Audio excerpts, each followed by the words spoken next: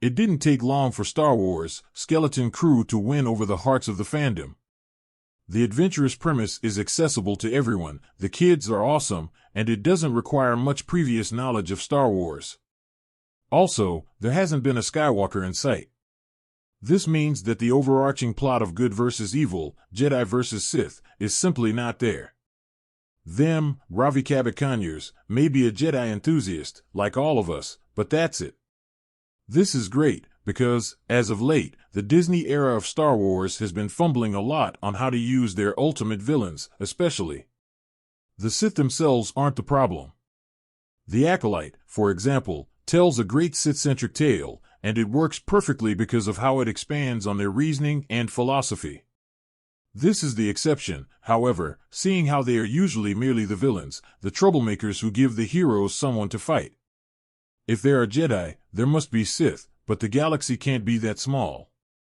Especially after Star Wars, Episode 9: The Rise of Skywalker, it seems like everything has to trace back to a Sith pulling the strings from behind the curtain. The Imperial Remnant in The Mandalorian, Omega, Michelle Ong, in The Bad Batch, the Night Sisters and Ahsoka. Sure, some things from the movies should be explained, but must we make everything about the Sith, all the time, in order to do so? It wasn't always like that. When Star Wars, Episode 8, The Last Jedi came out, it was refreshing to see that it necessarily wasn't about the Sith.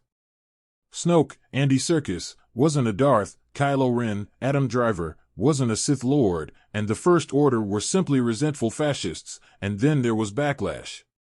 Not due to a lack of Sith, necessarily, but because it wasn't Star Wars, whatever the loud minority of self-titled fans means by this.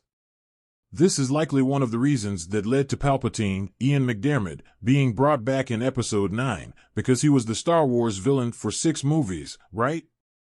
Making the Jedi fight the Sith again would surely quiet the naysayers. It doesn't seem like it was J.J. Abrams' fault, actually. Apparently, he never intended for the First Order or the Knights of Ren to have been Sith cultists all along, for example, but the narrative around Rey's, Daisy Ridley, parentage, which had seemingly been put to bed in The Last Jedi, made it easier for the powers that be to tie everything into a very dull and simplistic knot. And now, to make it look less dull and simplistic, every story has to involve the Sith and how they have been secretly plotting everything all along. Right now, there seem to be no signs of the Sith in Skeleton Crew, but there are rumors and speculation that they may be deeply connected to the new series, like the possibility that Jude Law's character is a secret Jedi or a rogue Palpatine clone, or that it attends great work means it's a planet of Sith cultists working on a plot to bring Palpatine back.